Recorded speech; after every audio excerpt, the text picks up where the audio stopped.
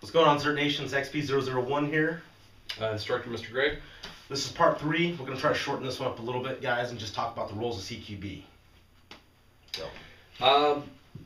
First of all, one of the biggest misconceptions about, again, CQB, close quarters battle, is that, you know, 1 man, 2 man, 3 man, I'm the 4 man, I'm always the 4 man, or this is my role, or etc., so on and so forth. As soon as you start saying this is what I do all the time, you're done. Like that is the quickest way for a group to absolutely get destroyed in CQB. The environment is so confined, it moves so fast, it's so chaotic, and everything's so dynamic that, again, I've said this before in the other videos, but flexibility.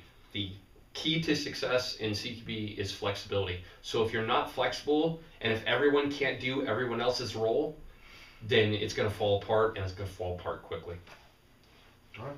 So stacks. Pros and cons. Stacked.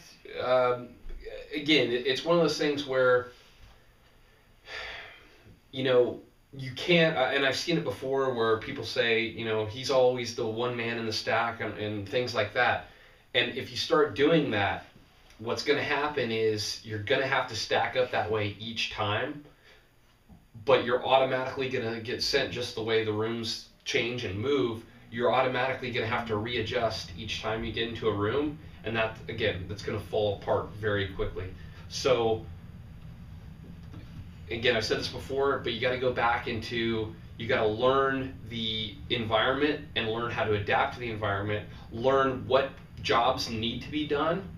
Everyone needs to learn basically the concept of what needs to happen, and then when you're in that environment, find the gaps and then fill them.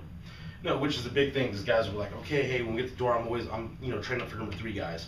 Flexibility, you could be getting off the truck, going to target, and, you know, PFC Smith falls and trips, and he's out of the game. So you should be able to fill and flow, find work, know everyone's position. Yeah. So it's one of those things. So, and another thing too is, you know, with the stack, we're just talking about fatal funnels prior to this. You want to, you know, people always say there's death in the fatal funnels. There's death in stacks, and there's a reason why.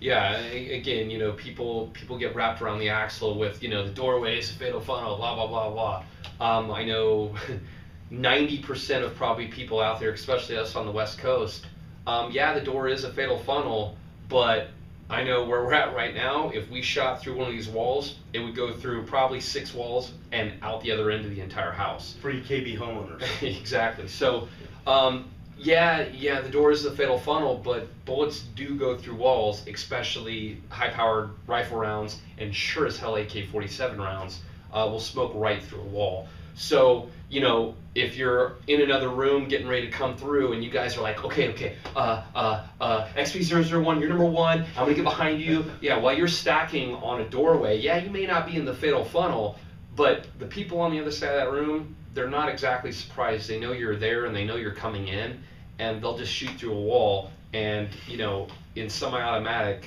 a couple shots through a wall is gonna drop an entire team.